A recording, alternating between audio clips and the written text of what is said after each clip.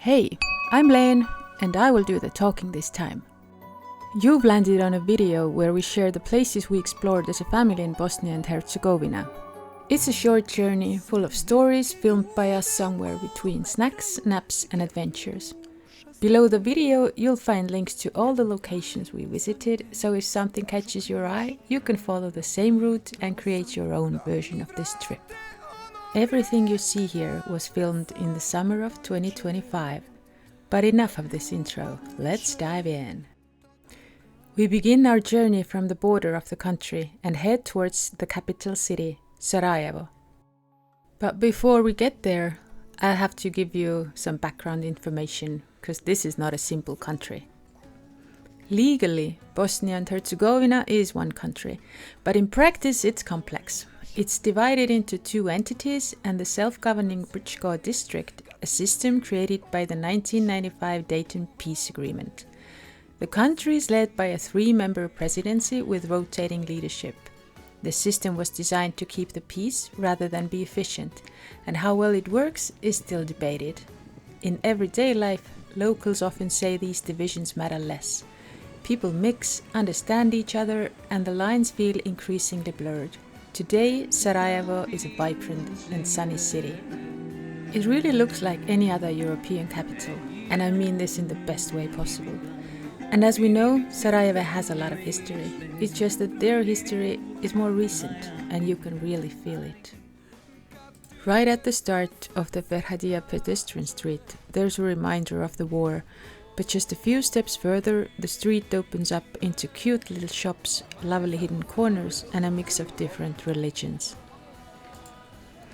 We'd recommend stepping into a mosque or two. We did the same, and even though as a family we're not big on visiting places of worship and don't really feel that serving God needs a fancy building, we had never been inside a mosque before, so it turned out to be surprisingly interesting. And if you happen to be underdressed for the occasion, as we were, you can get the necessary cover-ups from the information center right next to the mosque. You can pick up some local leather goods as a souvenir, and while you're at it, why not visit the city's oldest barber? My husband did exactly that. The Skaka barber, for example, has been in business for over 350 years. So your great-great-great-grandpa could have gone there? Of course, you can choose a hotel to stay in Sarajevo, but even though we usually sleep in our mini trailer, this time I'd recommend booking a local apartment via Airbnb instead. It gives you a real taste of everyday Sarajevo life, and that's exactly what we did on this trip too. How do you get the best local experience? Live like a local. Located right in the heart of the old town square is the famous Ottoman-style wooden fountain, the Sebil fountain. Also make sure to try some local food and then take a stroll along the river, where a gentle breeze flows through the shade of the trees. Admire the fascinating architecture and just let time slow down a little. Or you can always just start walking and see where you eventually end up. Just outside of Sarajevo, there's a cool water park for kids, and we also visited it with our own family and had a great time there. Our girls were 7 and 8 at the time, but there's plenty to do for everyone. Unfortunately, Sarajevo also has a darker history. This is actually where the First World War began. In front of the Sarajevo Museum, you can see Franz Ferdinand's footprints, and as you step into them, I would suggest thinking about how wars can start over such small things. The darkest period, however, was the Civil War and the siege of Sarajevo, which lasted 4 years, from 1992 to 1996. The city is still full of buildings riddled with bullet holes. It's a constant reminder of how recent these events actually were. If you want to learn more about history, I'd recommend visiting the Tunnel Museum. During the war, this tunnel was used to bring food into the city and to evacuate the wounded. About 13,000 people died in the war, nearly 2,000 of them children. We also show our kids the harsh realities and don't hide history from them, because unfortunately, this is a part of real life. We usually just do our prep work, and answer all the questions they may have on site. In Bosnia, the nature is simply stunning. The best way to experience it is by staying at campsites.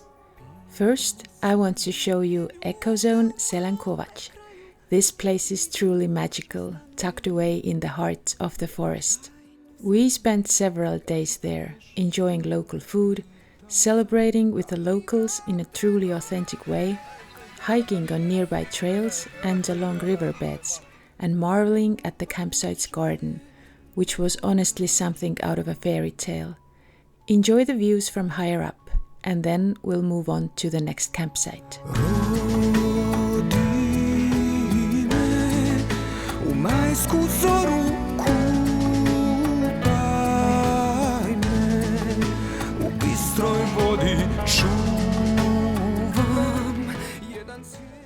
Next, I'll take you to a campsite called Tara Rafting Camp, Encijan.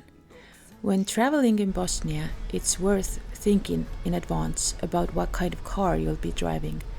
Even though we had a 4-wheel drive SUV, we still ran into some trouble in the mountains and had to get help from a proper off-roader. But the place we finally reached was like something out of this world.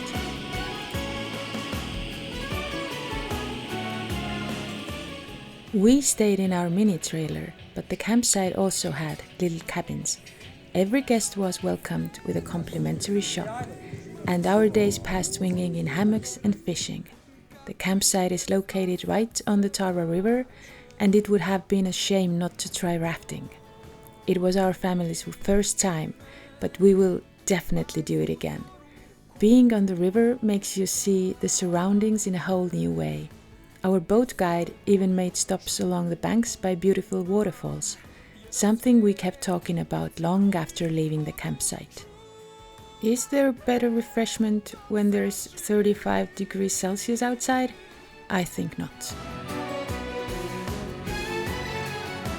In the evenings, everyone gathered around the campfire at shared tables, and those conversations were definitely something else compared to hotel lobbies. We had a great experience with our hosts in Sarajevo at our Airbnb, but here at this camp, it was confirmed once again how fun the Bosnian people actually are and how creative. For example, this is how they made hot water at the camp. Technology from the future. Yeah, technology from the future. Fire? Yes.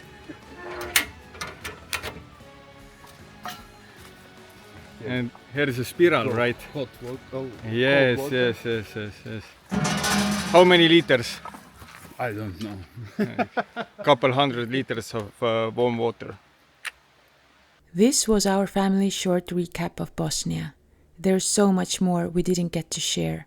For example, how incredibly kind-hearted Bosnian people are.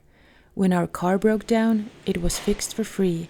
At the campsite, we were brought free food that lasted us for several days. And the owner of our Sarajevo apartment, Anja, even helped us book an emergency dentist appointment for our child without waiting in line. We will definitely come back to Bosnia, but our next video will be from Montenegro. We hope this video was useful to you and helped you get some overview of the great country that Bosnia and Herzegovina is. If it happened to be useful, consider subscribing to the channel. And if you'd like to support what we do, Buy Me a Coffee is a creator support platform where you can make a small donation. We'll see you again soon. If not out on the trails, then at least here on YouTube.